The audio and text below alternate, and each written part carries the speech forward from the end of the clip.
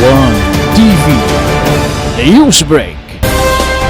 Sa laing bahin, 3,000 kapin ka individual benepisyaryo sa uplift program sa DSWD o sa Kapitolyo.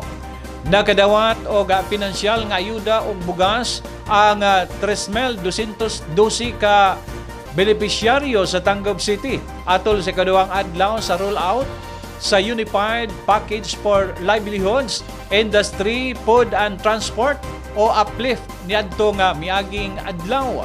Ilalom sa maong programa ang matag benepisyaryo makadawat og 2,000 pesos nga cash assistance matag bulan hangtod gikan sa Department of Social Welfare and Development o DSWD.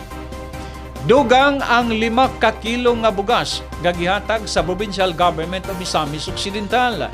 Gipasiugdan ni Governor Henry S. Waminal nga ang pagpaasenso sa mga Misamisnon dili lamang kutob sa pinansyal nga ayuda. Iyang giauhag ang mga benepisyaryo nga gamiton ang mga oportunidad o ipakita ang mga prinsipyo sa asenso aron mapalambo ang ilang panginabuhian o kaugmaon. Ang uplift rollout kabahin sa padayong tubag sa national government sa epekto sa pagsaka sa presyo sa mga palaliton o gasolina.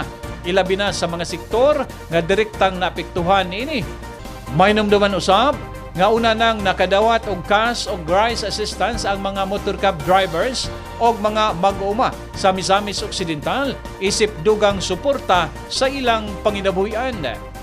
Pinagi sa panagiusa sa national o local government, padayong gipalig-on ang mga programa nga nagtumong sa paghatag o kahupayan o mas maayong oportunidad sa mga Misamisnon. One TV News Break.